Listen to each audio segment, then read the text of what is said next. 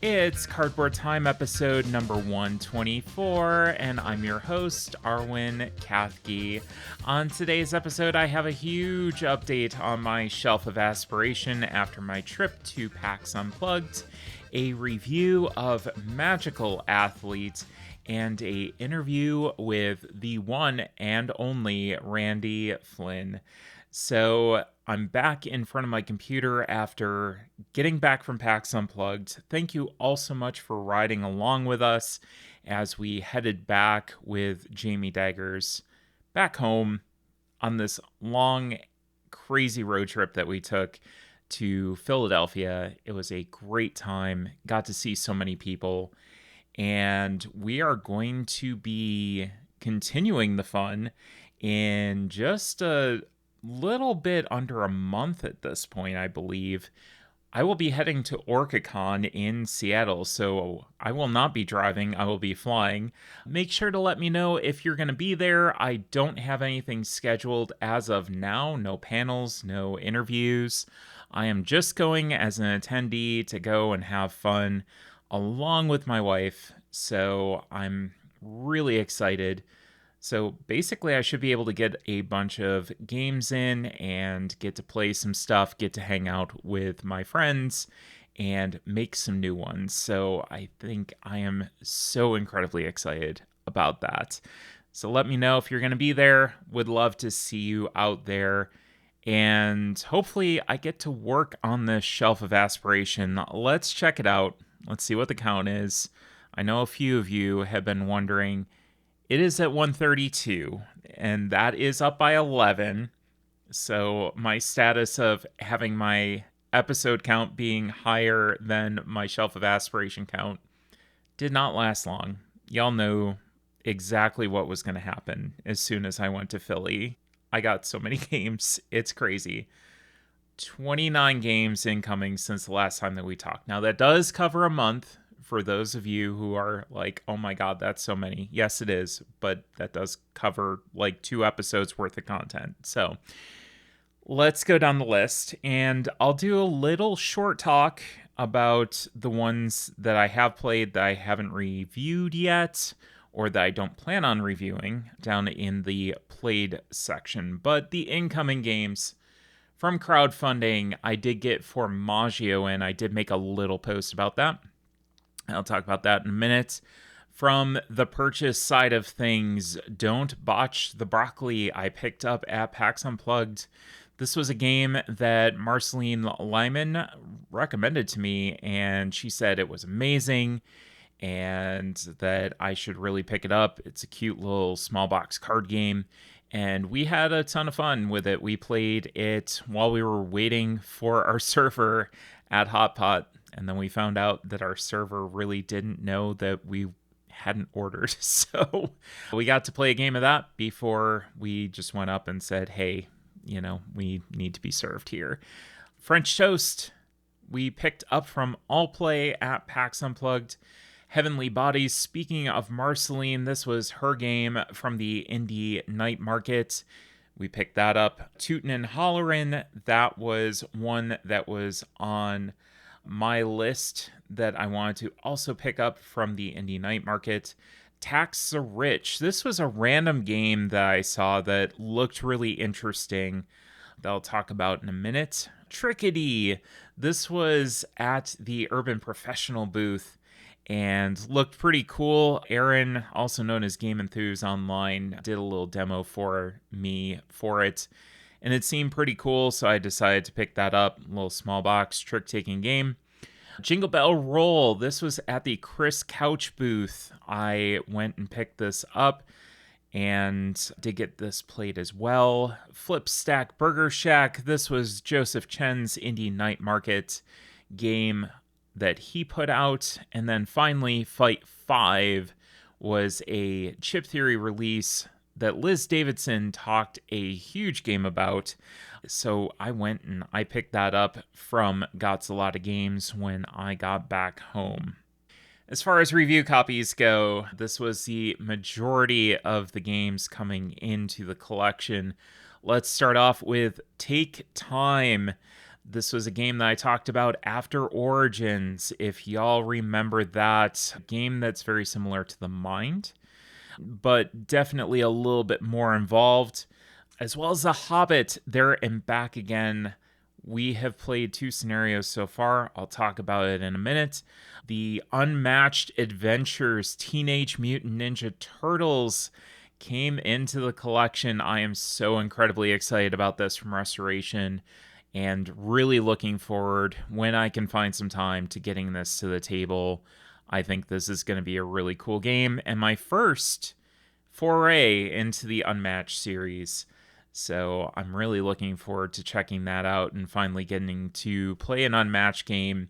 I think this one's going to hit for me because it is cooperative and not that kind of heads up competitive battle, dudes on a map kind of thing.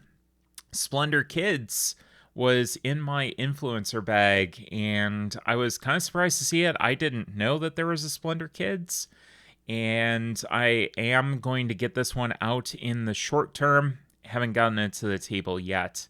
Fold and Fly is another great game that came from the indie night market. Haven't had a chance to play it for myself yet, but it is one that I know is going to hit with the household and my game group, so I'm excited about that. Hedge Mage. I have played this before. I played it at Origins with Seppi Yoon, and I did pick up a review copy of this, so I'm excited to play it again and get to share that with some more people. High Rise is another game. I did get to play a prototype version of this way back in the day when it came out, and I was really glad to see that All Play picked up Gil Hova's games for distribution after he stepped back from the industry for a little while. And I did get a chance to play that kind of prototype version as he was developing it. Gil also designed the Networks, which is still one of my favorite games, not in my top 20 anymore, but a really, really good game that I still think about every once in a while, and looking forward to playing the finished version of High Rise in its final form. Chicken Fried Dice. I do have to send this one off to other content creators, but I did get a chance to pick up a review copy of this early prototype copy, actually late prototype copy. It is looking fantastic. It looks amazing, and it plays amazing. We'll talk about that in just a little bit. Seashells. This one came from KTBG while I was at their party out in Philadelphia. I did get a chance to pick this one up and play it. 20 Strong, Tanglewoods. These are technically considered expansions, but I will be doing reviews of these. Super Meow came in my influencer bag, and I did talk about that on the Ride Home episode that I was super excited that I got to see this in there from Space Cow, the publisher of Yum Yum Island. I was floored. Puppies Are Poop. This is a design coming out of Fight in a Box and Seppi Yoon. So looking forward to checking that one out. Who doesn't love puppies? Duel for Cardia was another influencer bag pickup from Asmodee. Squirrel Away was a Floodgate review copy that I did get to play. Forest Shuffle Dartmoor came into the collection. That was also in my influencer bag. I have played quite a bit of the regular Forest Shuffle. I have not played any of Dartmoor at all, but I played Forest Shuffle on BGA. I'm really fascinated to see how this plays on a table because I haven't played it in a physical form yet. BGA kind of takes care of everything for you when it comes to this game. So really being able to see what this does on the table is going to be very interesting. Cozy Stickerville. As you recall, I did talk about that on the Ride Home episode. This one's still sticking with me, and I'm still thinking about it. We are trying to figure out our play group, who we're going to play it with, and when we're going to play it, because it's definitely on my mind. I really want to get this one to the table and see all the content that's coming. Another 9 episodes of content that I get to go through. So looking forward to that. Rowdy Partners. Now, I did have a review copy of this. I had to send that along, but I do have my final review copy of that. I already had a full play of this at Grand Con, and I've since had another play of it. Demon Castle Mononoke. This is the game from Cardboard Revolution that I am super excited to play. They do have a couple of corrector cards that they're sending me in the mail, and then I'm going to get this one to the table just as soon as I can. I am super hyped for this. Looking at this game and showing off the components to people has them very excited about that. And then finally, Vibes. This is a little small box game that is basically published by Lunarpunk, and I'm pretty stoked to play this one too. My review copies, like there's a couple of them from the influencer bag that I'm like, yeah, I'll check these out. But a lot of these review copies, I did not take them unless I was really, really interested and wanted to see what this game was all about, or I've already figured out that, yes, I do want this. I've played it in some way, shape, or form, and I want to dive deeper into it. So Vibes is another one that I like what Lunarpunk is really doing right now, and I'm excited to see what Vibes brings to the table. Okay, so now that we've gotten through all the stuff that came in, let's talk about some of those plays. And the first one up is Formaggio. This I probably will review at some point. I did do a post on this on Blue Sky, I believe, and I was kind of ruined by the Venice portion of the board because it's so much fun and it kind of outshines the rest of the boards that come with the game. So I'm also very excited to mix and match this with Fromage. But already I'm liking Formaggio a little bit more actually than Fromage because of the player boards, because of the different modules that are coming with it as far as mixing up what you can do on your player board. It's really cool. And then again, the combination that you can do with this and the existing Fromage is really a lot of fun. Magical Athlete. I will be talking about that on this episode, so stay tuned for just a little bit for my thoughts on that. The Hobbit, There and Back Again. Allie and I have played through 2 scenarios of this so far, and we are loving it so far. But we do want to get through the entirety of the game before we talk about it. As well as Cozy Stickerville. I've been through one of the scenarios of it, really, really enjoyed it, and would love to check out the rest of it sometime soon. Don't Botch the Broccoli. Again, this was really fun. A little small box card game. Not too heavily involved. Like, it's not something that's really going to stand out, but it's a lot of fun, especially while you're waiting for food. It's really quick, really fun, fits in your purse. So it's a little small deck. You can check that out. French Toast.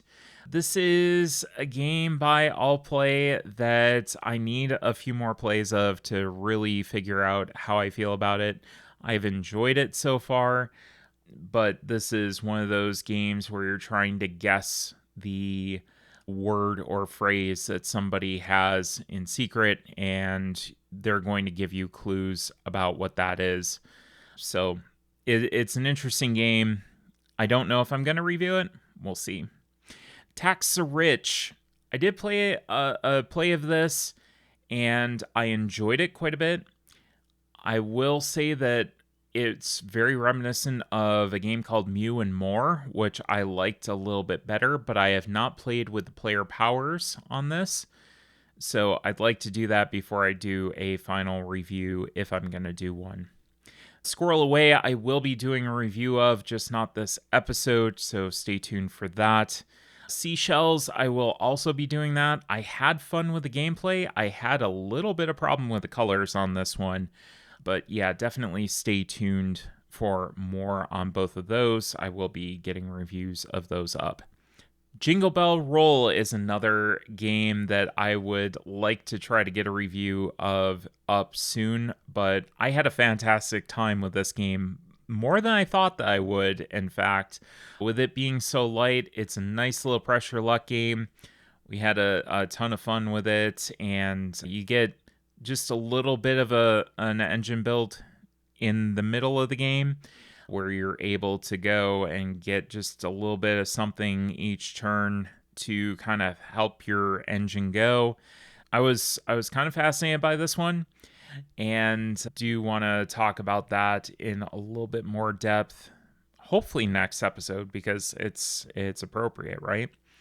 Take time. I did get another play of this in. I would like to get through some more of the content before I issue a final judgment, but I've been enjoying it so far.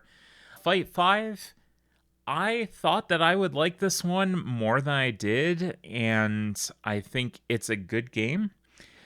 But there's a lot of cleanup. There's a lot of, kind of getting the cards all back together again. And for the weight of the game, it may, not necessarily be worth it.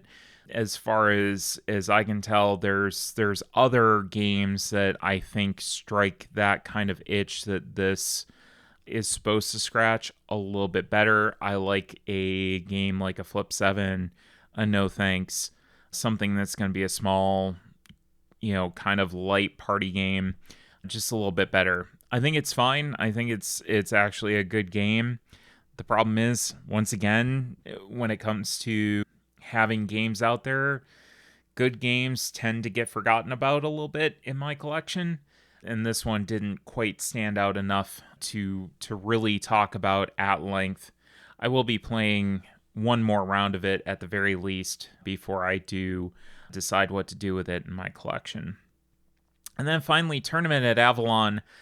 This one's been in my collection forever, and I really love Tournament at Camelot. It is the game that initially got me onto Trick Takers, and Tournament at Avalon just brings you more of the same with a few little twists in there.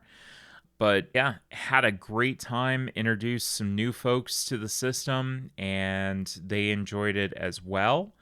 Yeah, I loved it. It reminded me exactly why I love the game. Some of those kind of stand-up moments where you're yelling at, the situation that you're in, and kind of cursing your fellow players for sticking you with these different cards and putting you in these situations. So I had a ton of fun. If you haven't played Tournament at Avalon or Camelot, Camelot's probably the easier of the two to kind of jump into, but I would highly recommend those. Great introduction into what trick taking really can be, and what it's kind of become, getting to see that, evolution in what I think about trick takers really stemmed from that. So it was a cool little full circle moment for me to get to play that. So that was my Shelf of Aspiration update. Yeah, a lot of stuff that's come in, and looking forward to playing some more over the coming weeks. And hopefully at OrcaCon, we can get that count back down. We'll see. So let's talk about Magical Athlete. This is a game that a lot of people have been talking about. It plays from 2 to 6 players in 30 minutes. Designed by Richard Garfield and Takashi Ishida. The art is by Angela Kirkwood, and this is published by CMYK. Magical Athlete is a racing game of pure chaos. Roll a die and move your racer that many spaces. But all the racers have wacky, game-breaking abilities. Race 4 times, then whoever has the most points wins. Before the racing begins, players will draft the 4 racers they will have in the game and choose before each race which to use. Races alternate between the mild side of the board and the wild side of the board. A race ends once 2 racers have crossed the finish line, with generally only these 2 players receiving points. And that is sometimes not the case, as we will talk about. This one I picked up at Gots a Lot of Games. There was so much hype about it with the re-release. This was a game that came out a number of years ago, and it was funny reading some of the thoughts that people had about this game, because some people were like, well, where were you 30 years ago? Well, I wasn't in the hobby, so I'm just stumbling on this. It's a wild ride, and I will say that the box cover also really pulled me in. I've had my eye on this before the details kind of got released. I had heard about how kind of crazy it was, and the box cover sold me. The art, the character meeples, in my opinion, 100% the best thing about this game. The fact that, this is so reminiscent of Schoolhouse Rock. It's absurd. The characters are ridiculous. It's so incredibly fitting for what you're going to do and what happens in it, that absurdity is just a common theme throughout the entire thing. The player powers are ridiculous. There's one character that just moves 5 spaces every time if they want to. They don't even have to roll the die. They just move 5 out of 6. Like, the die goes up to 6. So, like, it's incredibly overpowered until it's not. So you do have character abilities because you're drafting. Some of the character abilities will actually help kind of either help you out when characters like that show up. You can just attach to them and then kind of slingshot past them, or, might be able to negate that completely. It depends on the interplay of what's out on the board, what people put down, and that is really the fun of it to me, is seeing these character powers interact, where somebody can say, well, I can move 5, and then somebody else says, well, I can attach myself to you as you move 5. And just seeing those reactions and how people kind of conduct themselves and they discover these things happening is some of the most fun that I have had late in gaming. It's just a wild time. Now, you have to be a player that allows yourself to sit there, have fun. This, to me, is not going to have a huge amount of decision space after the initial draft, and that is going to turn some players off to this. There are going to be some people that need a bunch of agency. They need to know, hey, I've got control over what I do this turn. This is not that kind of game. You do gain more agency the more that you play through the game, and you figure out how to counter some of the other players that are drafting some of these more overpowered characters. And it's a lot like Cosmic Encounter in that way, where you as players kind of have to balance the game out a little bit. And even sometimes you don't get that right. So you do have a little bit more agency, but it's not kind of a guarantee. So, for example, if you see somebody that's playing a given racer, you can say, hey, I see that this person drafted this came up, this nullifies their ability, I'm going to draft that, and then I'm going to figure out exactly when they're going to play that, probably in the situation that they're going to get the most points for winning. The other thing is, you might recognize that there's a character, if you're playing on the wild side, there's a couple of spaces where you can actually just gain points. And there's ways of farming those points where you can get sent back and then hit that space again and get sent back and hit that space again. So that's another thing, that some players are just going to do that and actually wind up making more points than if they had won the race. So it's really an interesting dynamic, but you don't have that direct agency of what's going on the board all that much. If you are the kind of person that likes a wild, wacky, exciting game that you're going to laugh about, that you're going to sit at the table with a bunch of your friends and just yell at the board and laugh hysterically at the circumstances, this game is going to fill that role for you. This is going to be one of those games that you're really going to like.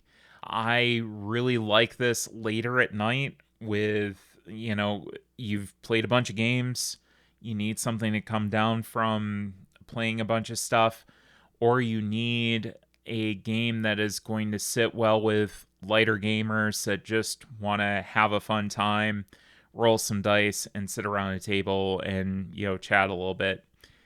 It's a lot of fun. The teach is pretty easy, for a wide audience. It's only really a few minutes with some understanding of the core concepts, key words, and then players are just going to figure out what their character does from the cards within the framework of those rules that you taught them. So you teach them a couple of things, they look at the card and they say, yep, okay, this is what I have to do, and this is what happens with my special ability. The rulebook is like Hot Streak. I do like the Hot Streak rulebook maybe a little bit better, but this one is, once again, a joy to read through, to look at. It has a little summary up front, and then has some fun little nods to the hobby as well. For those of you who have read through the book or will read through the book, there's a couple of nods to some terms that are in the hobby that you get to see. So it's a lot of fun, just a really light, breezy rule book to read through that I thought was pretty well structured. The component quality is great. There's some lovely screen printed meeples. You get a ton of them. There's a bunch of different characters in there. And again, just outstanding art that make this a visually crazy game. And that theme, once again, is very reminiscent of exactly what's going on while you're playing this game. From a vision and accessibility standpoint, there were no issues that I ran into. Each of the meeples were distinct enough to see the differences between them. If they're all in a pile, it might take you a little bit to sort through them as a group, but there's no hidden information or anything that's preventing one player from doing that versus another. And there's no real colors that are going to get in that way. So for my final thoughts, I have heard a lot of comparisons between this and Hot Streak.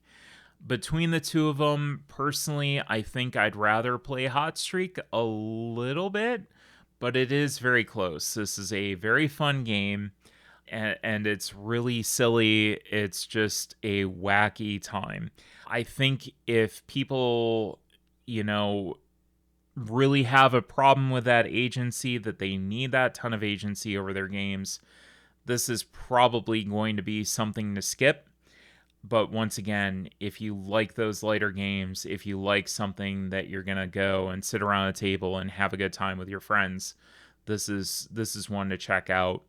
If you're trying to figure out, what do you resonate more with, Magical Athlete, Hot Streak, that might be something that you're going to have to figure out for yourself. I think that the two games are similar but different.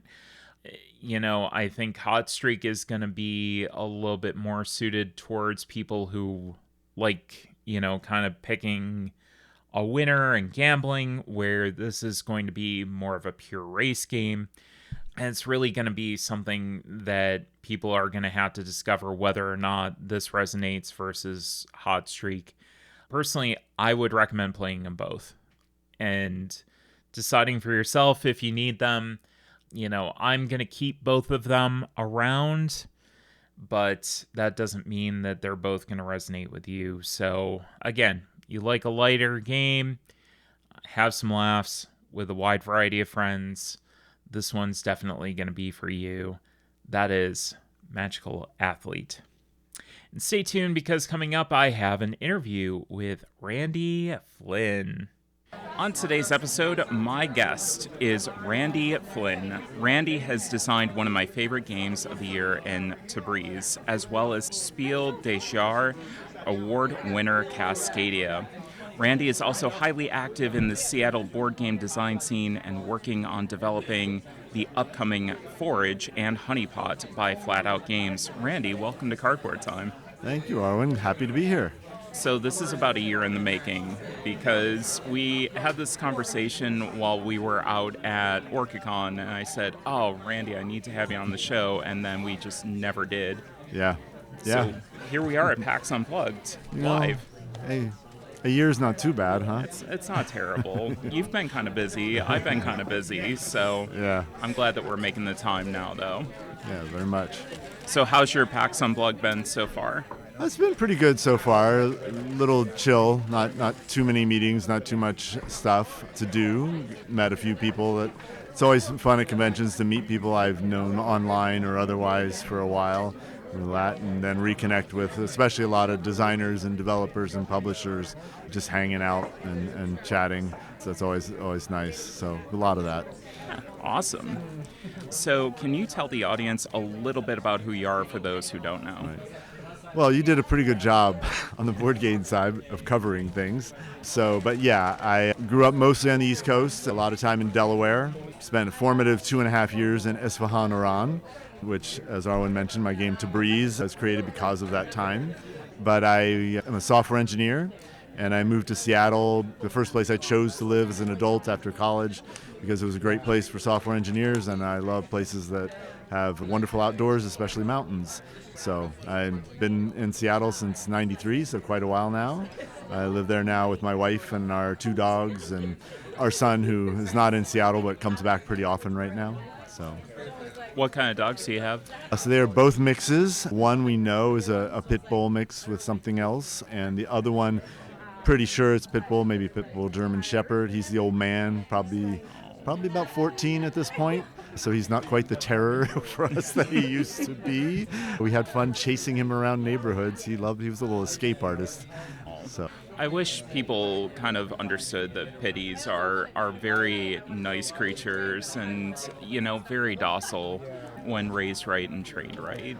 yeah, very much so. It's true of many breeds, and especially pitties. Yes, you can train them in certain ways that don't go well, but if you make them a family dog, they're awesome. Yeah. They are. Our old man has gotten really cuddly in his old age. So, yeah. I'm so happy to hear that. And speaking of the Pacific Northwest, Cascadia was really your first major design that got picked up and blew up like crazy, won the spiel. What do you think it was about Cascadia that really connected so well with the gaming community? It's an interesting question, but I think you can point to a few things. There's no doubt that we came in at the right time with this game on the theme. Wingspan had really opened that up. Yes, we've had nature-themed games for a long time, but Wingspan, I think, kind of caused that to expand a lot, and our timing was very good with that, and people were craving that. I think the other side of it is people do love tile layers, especially with such simple rules. There's a reason, millions of people play Carcassonne every year. It's very straightforward, very simple, and yet continues to kind of challenge on your first play or your 50th. And I'm well beyond my 50th.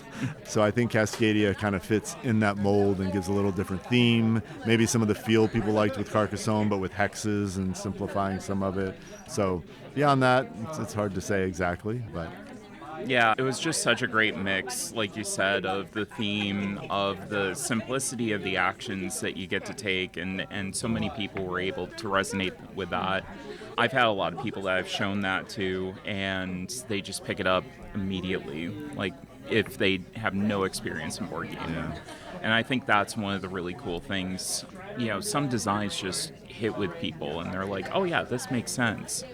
And then you get into the different configurations of the different goal cards and that, and it just adds such replayability to it. I think that's, it's really interesting to talk about the goal cards and the replayability, because we were certainly aware of this when developing it, how it could scale. But I don't think we focused on it as much as we actually do now when making games, because we learned from Cascadia that you present people with the A cards, and I would guess the majority of Cascadia players only play the A cards, or maybe try another combination once and go, the A's are good enough for me. But then there's other players who need that variety, and they need the fresh challenge and, a few thousand combinations there for you. And so I think that kind of scaling in a board game that's natural, that isn't like, we tack on this thing, we add on this thing, I think can be really powerful.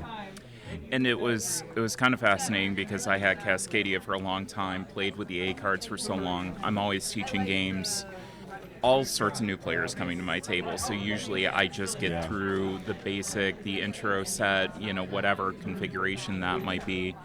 And it was really the digital adaptation of it that got me into the different configurations, and I love them. It's opened up a whole new world for me, so that was really cool to see. Oh, that is cool. Yeah, the digital implementation is actually quite good, I think, and it provides very interesting challenges. And so I think you can dial again, like what is it you like in the game, and what do you like when it's you alone and are probably spending 15 minutes playing a game too.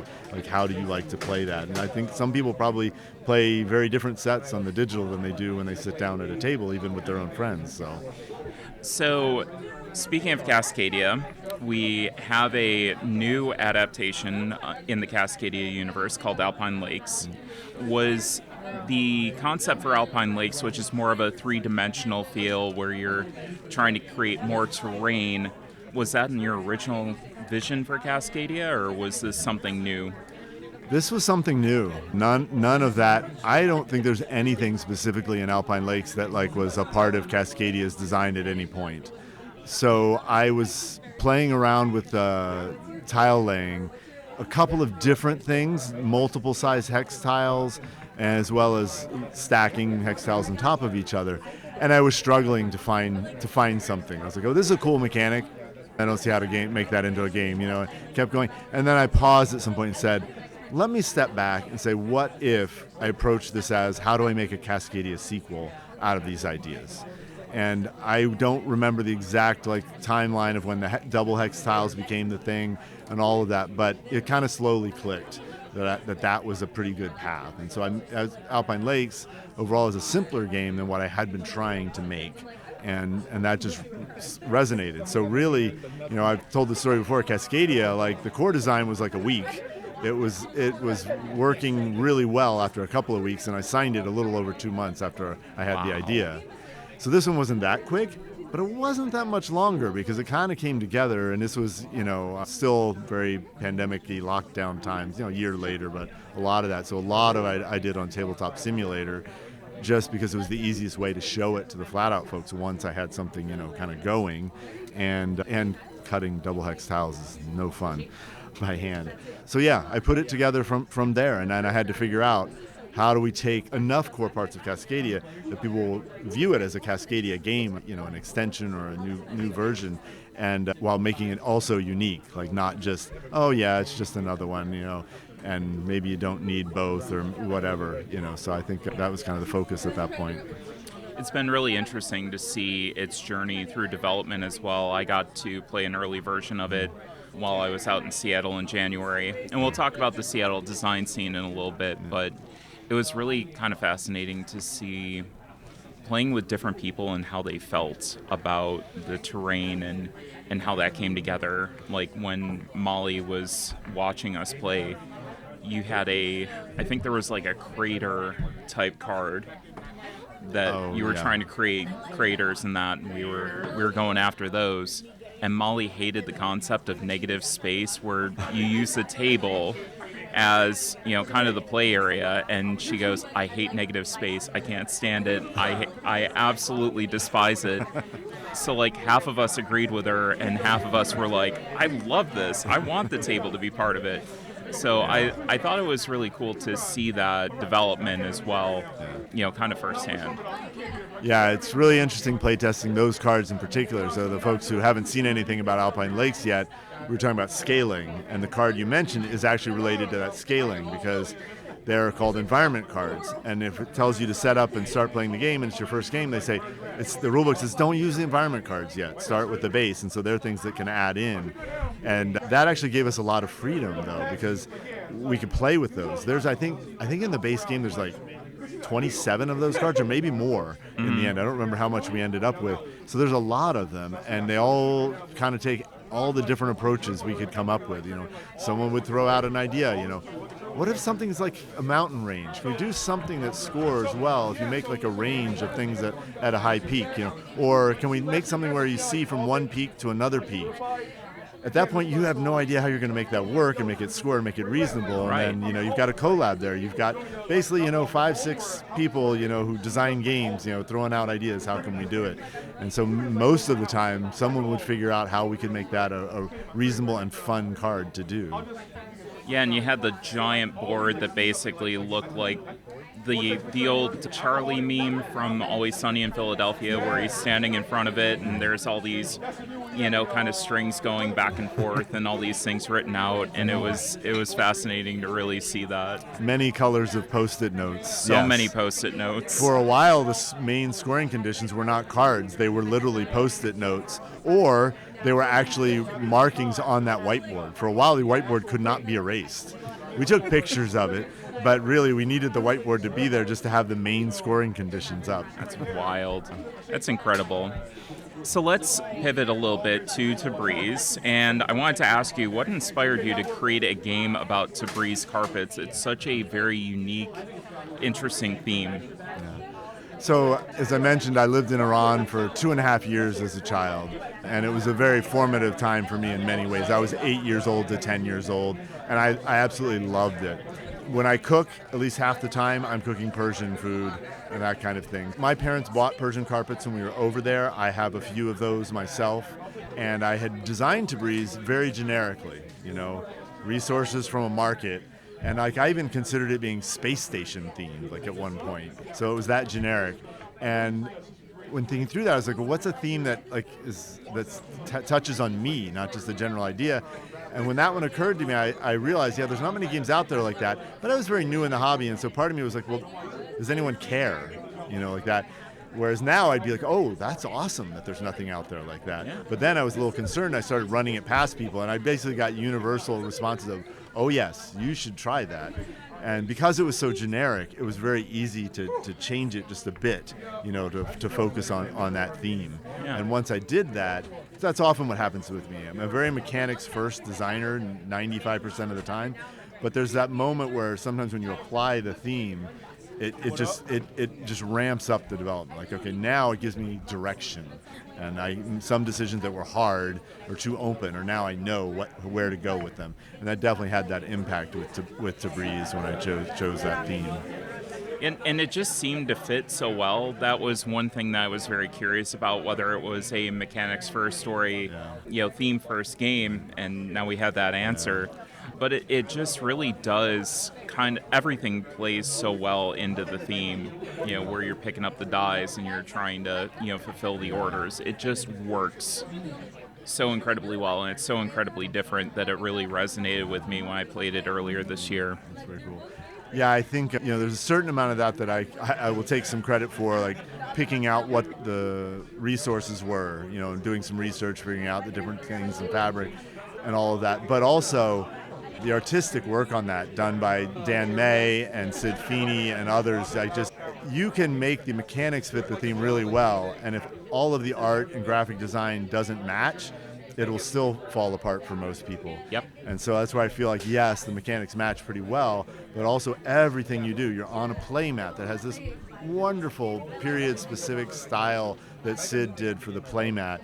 And you're going to the tiles that, if you look at them closely, the detail that Dan put into there using Persian and various Islamic designs on them is so you get pretty immersed. It's like, it's just a worker movement resource game at its core, but you can get pretty immersed by that. So I need you to tell the audience a little bit about the metal coins, because you were very particular about those. It's funny, Crafty Games, the publisher, that was one of the things they said early on. They were going to do metal coins.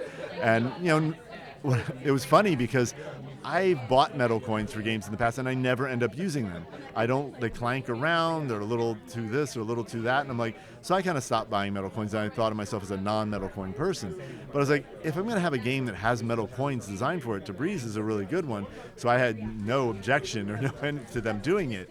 And then they really got focused on making these metal coins with this process they had, the enamel on the metal and glazed over and all this. And when I started seeing the results, I was like, wow, they look gorgeous. And then I got a copy, and I was like, wow, these solve some of the things I don't like about metal coins. They don't clank. Yep. You drop them, because that enamel, but they're still solid and they feel real. And in addition, like much of the game, when I signed Tabriz, I told them, you're welcome to change the theme. But if you keep the theme, it better come across as a celebration of Persian culture. If not, I'm out.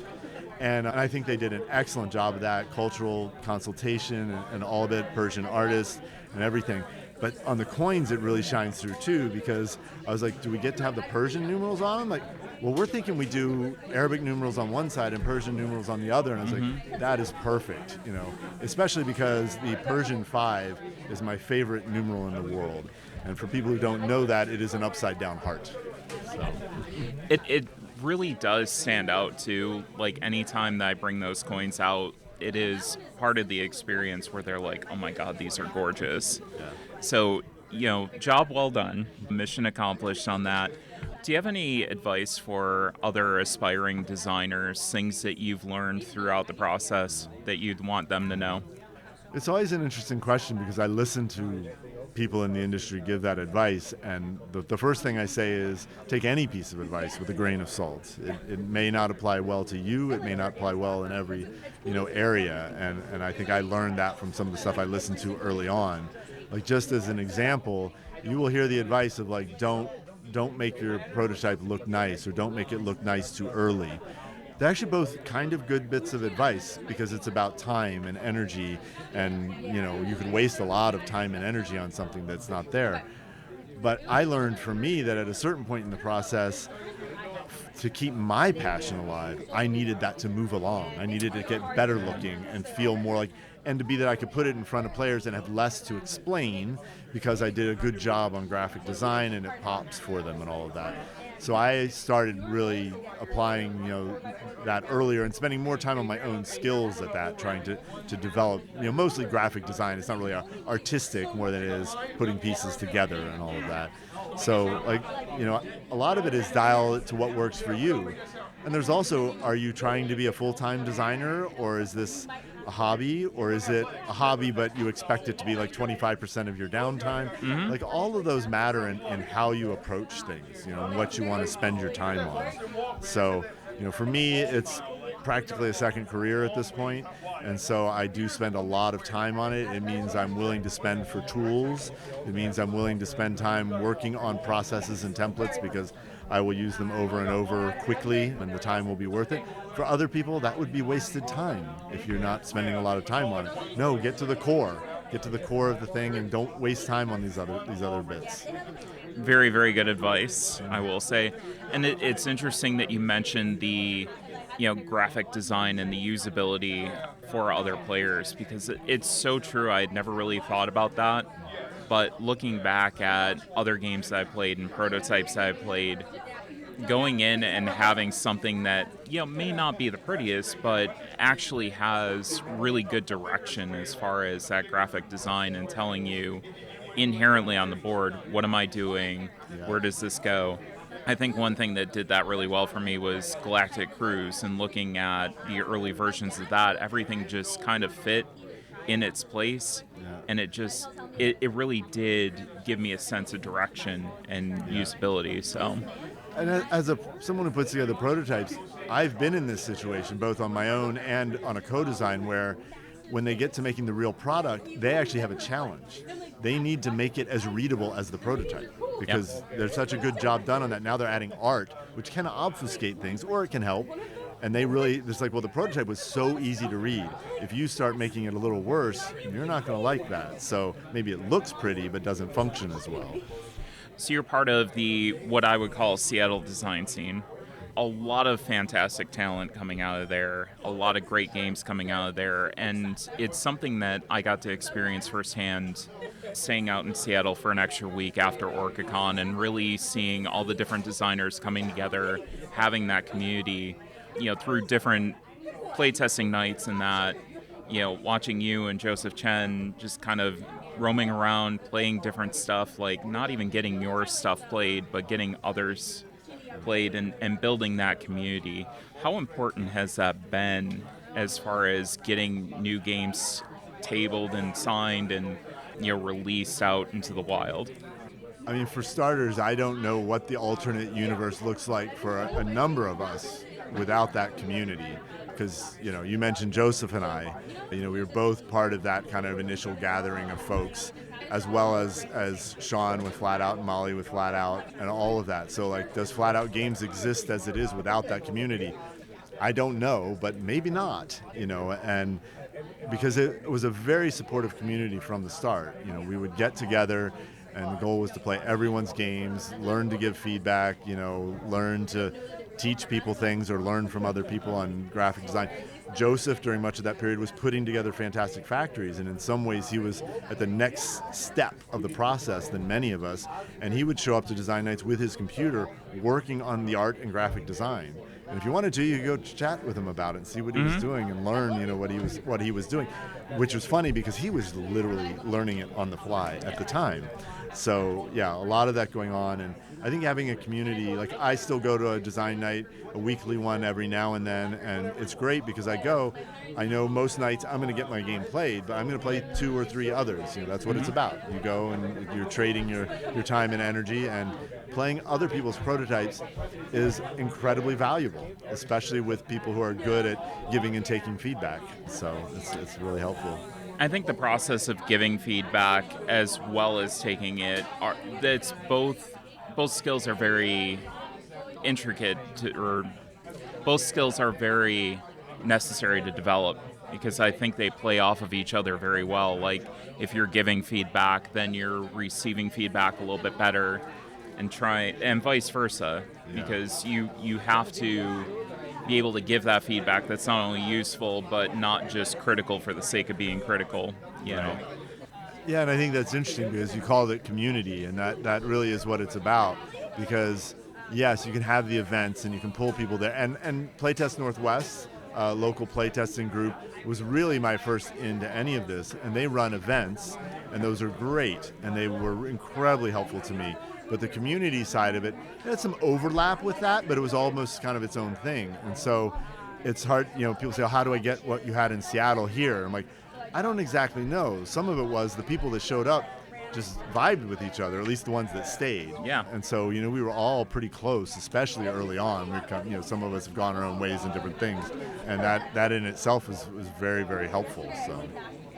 Well, and one example of that was with Alpine Lakes. When I got to play it, it was literally visiting out there with Carla. I was told, hey, tonight we're going to grab some takeout. We're going to go play Alpine Lakes. Ashwin's coming over, and we're just playing that. And those are the kind of vibes like, hey, we're just going to go to somebody's house and, play this design and see what we think and, provide that feedback. And I think that's, again, like you said, it's organic. It's not necessarily limited to one specific event a month kind of thing. It's more of an ongoing, evergreen thing that you do. Yeah, and I think that developed over time. I will say that it really ramped up when we had a weekly gathering. And it was a weekly gathering that some people came to every week. Some people came like once a month. I think probably during its height, I was there 2 out of 4 weeks or 2 out of 3 weeks, something like that. But you'd see the same-ish people every time and kind of generate that rapport and all of that. So it really helped go. But then eventually you get to, we can head over to the game store, and hey, likely there might be someone there on these nights, and we'll say, hey, you want to play test? So very cool. So you are pretty outspoken about inclusion in the hobby and other political issues. Why is that important to you, and why do you think that it's important to mention these things? I think it's like the why is hard to answer for me in a way because it seems so obvious, but that's not helpful. I think what people forget is that exclusion is everywhere, and some people don't see it. And so part of the point of that is you actually have to be active to work against all of the things that exclude people. And it comes back to things again and again. You can go to something as simple as, income and wealth. Like that, it's like not exactly the thing you're talking about, but people have to remember, like, why don't certain groups have wealth and why don't they have high incomes? And they'll point to, they don't have the skill, or they don't do this and they don't do that. No, let's go back further. Mm-hmm. Like, let's talk about where the money came from in this country and what was their starting point. And I think for me, fairly early on, I was not as knowledgeable on these things, but I did realize one thing. So I'd been very successful as a software engineer, and I would get accolades, you did great, and all this. I'm like, you're right, that's true, and I worked hard at it, but my starting point was like in the top whatever percentile. I had the opportunities that only certain portion of our country gets. And so I think that dynamic shows up again and again in different ways for different reasons. Racism, sexism, any kind of bigotry, etc. All of that applies. And so you need to be active in some way. And what active looks like, everyone has to dial that for themselves. Not everyone's going to put their life on the line on the front of a protest and whatever. But there's something. There's got to be something you can do. And when we talk about bringing more people into the hobby and really expanding the hobby, because this does tend to be a hobby that is very much driven by privilege and having the income to go and get these games. Yes. And I think some people are trying to do the work of bringing others into the hobby that might not have that. So how can we go and expand that? How can we, reach new communities, new audiences? Is it through libraries? Is it through different community organizations?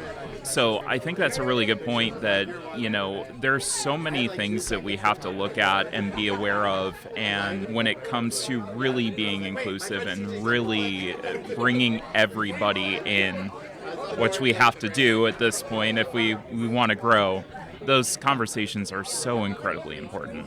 Yeah, I definitely agree. And the visibility is so important, and people say, well, why? Again, a little bit of a side example. The surge in interest in women's soccer right now is crazy. Mm-hmm. They estimated there's like 100,000 more regular players per year, like this year compared to last year. Yep. But the point is that it's because the game has gotten more visibility, both the league here and the World Cup, and as that gets more visibility, and importantly, as more people see themselves in that visibility, whether it's women or you're a person of color or anything, that's really important. I think soccer's been a good one especially for non-binary folks. There's been quite a few non-binary stars in the National Women's Soccer League, and I'm like, that has to be really important for some people I've never met. Yeah. So I normally ask what my guests' other hobbies are, but we've actually already connected over our love of food and cooking. And you did mention, you cook a lot of Persian food. What are some of your favorite foods to cook?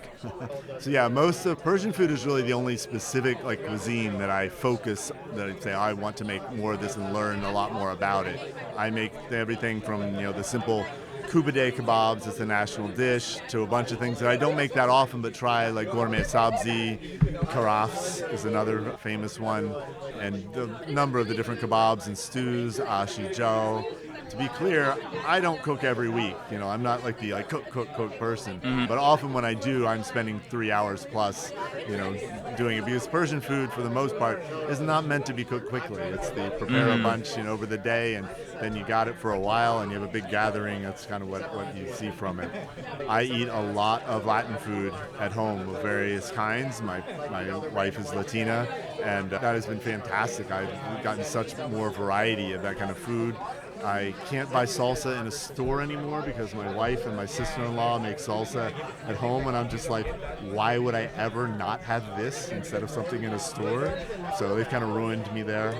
I will say, for people who want an entry point as far as cooking something that's going to be a game changer for them, one of the things for me was hummus, and just doing my own hummus. It was so easy, but it was so incredibly different from the stuff that you buy in the store. Yeah. And infinitely cheaper.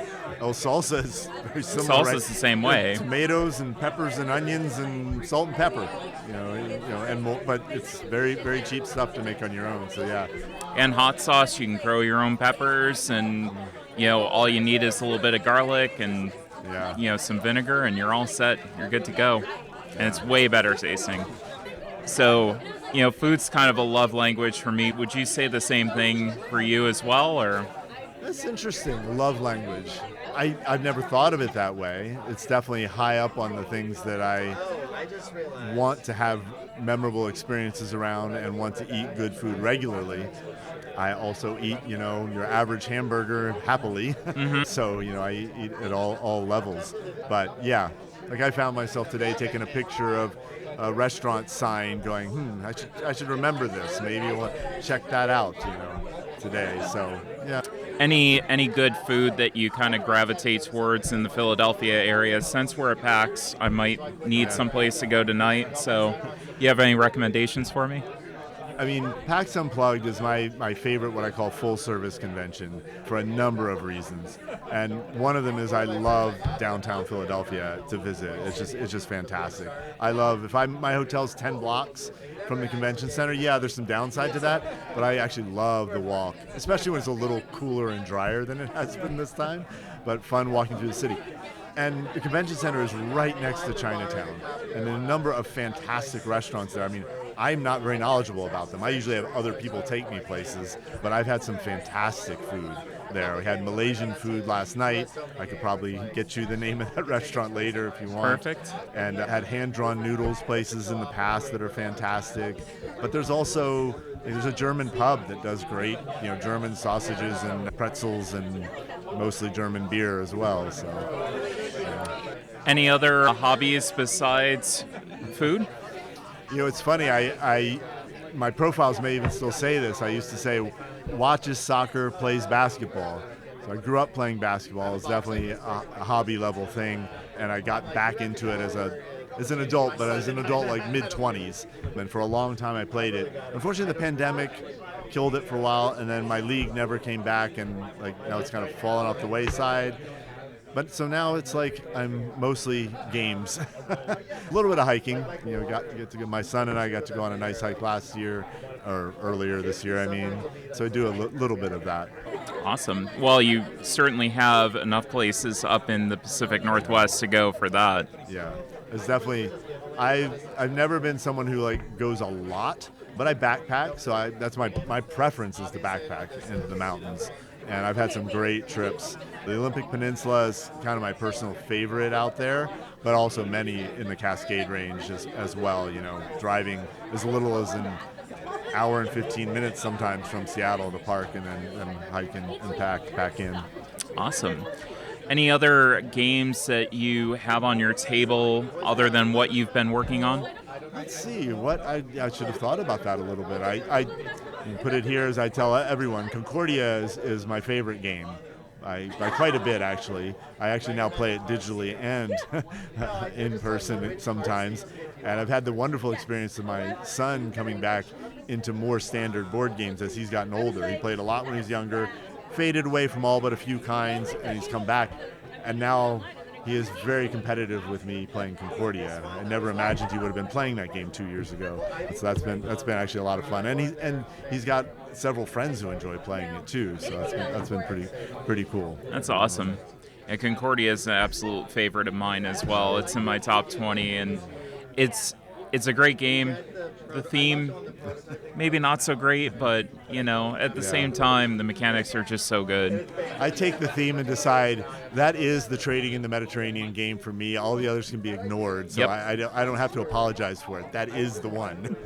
So how can people reach you on socials? I am mostly on Blue Sky for public stuff these days, and it's RF Seattle. And that's pretty much it. I left what we all call the hell site quite a while ago, which was great way back in the day, but not so much now. Yeah. So that's where they can reach me. And don't go there if you're hungry, because you're just going to get even more famished after looking at your profile. I saw something, it was a rice dish that you had cooked a couple of days ago with some chicken. It looked amazing. That was fun. I don't post a lot of pictures of the food I cook, but occasionally I do. Which reminds me, most of that would actually be on Instagram, which is Randy_Flynn. So. Well, Randy, it's been an absolute pleasure talking with you, and hopefully we get to do this again soon. I agree, and we'll have to play Concordia together as well. I'm looking forward to it. Awesome. Thank you, Arlen. And I think that'll do it for us today. If you want to find out more about Cardboard Time, you can get on that website at cardboardtime.com. The Instagram is at cardboard_time. Blue Sky is at cardboardtime. The Discord is on the Tabletop Express server. A ton of great folks over there. Make sure you check that out. You can email me at cardboardtime@gmail.com or go to the website for an invite to that server. And as always, any questions, suggestions, or ideas for discussion topics, you can email me at cardboardtime@gmail.com. Thanks again for listening. We'll see you around the table in 2 weeks for another episode of Cardboard Time.